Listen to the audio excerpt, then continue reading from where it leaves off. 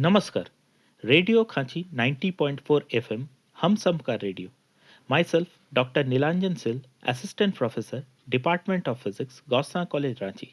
Today, I am going to discuss on experimental techniques, which is for 6th semester physics honors course, belongs to the paper DSC 4.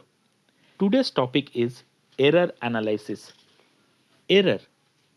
The most important part of physics is to measure a physical quantity very accurately. But no measurement is absolutely precise, but there is an uncertainty associated with every measurement. The uncertainty in a measurement is called error. The error in the measurement of a physical quantity is defined as the difference between the true value and the measured value or observed value of the physical quantity. Therefore, the error may be expressed as error equals to true value minus measured value. Next comes to the topic type of error. The error in measurement can be divided into following three types. First, error due to known cause, which is known as systematic error. Second, error due to unknown cause, which is known as random error. Third, gross error. First, systematic error. Those errors that appear in a measurement due to known cause are called systematic error. Some important cause of systematic errors are: first, incorrect design or calibration of the instrument; second, limitations of the method used for measurement; third, incorrect reading or interpretation of the measurement; fourth, lack of accuracy of the formula being used for measurement.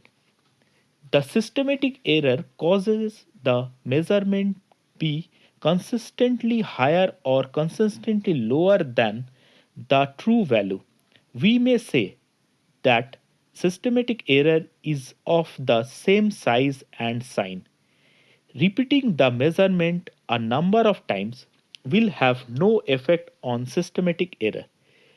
Systematic error can be reduced by: first, careful design of the instrument and calibration; second, by using improved method for measurement.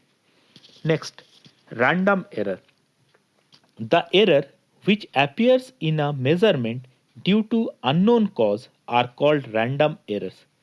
These error arises due to various factors which cannot be taken into account.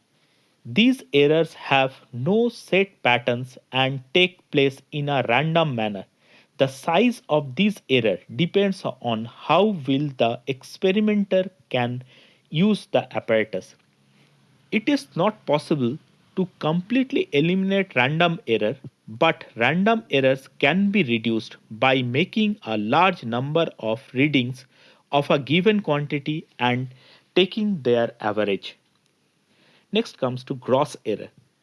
These errors are due to sheer carelessness of the experimenter.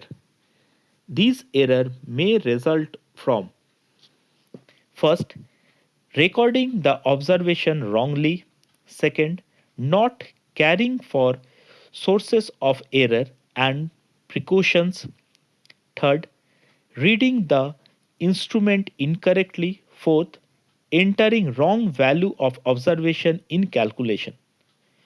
No correction can be applied for such errors. These errors can be minimized if the experimenter is careful and mentally alert. Next come to the topic, the terms used in the error analysis. First, true value. One cannot determine the correct or true value or absolute value of a physical quantity. It is because no measurement is absolutely precise.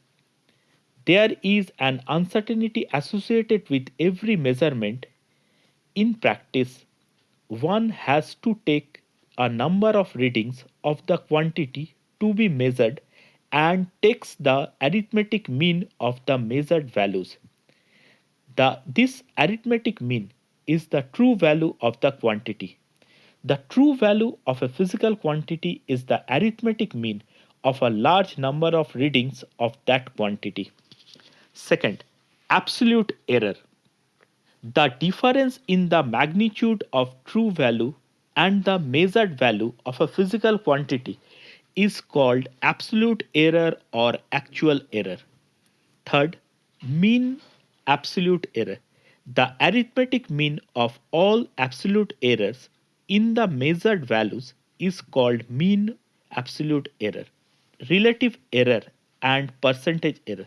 The ratio of mean absolute error to the mean value or true value of the physical quantity being measured is called relative error or fractional error.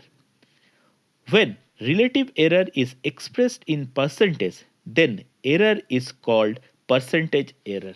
Thank you.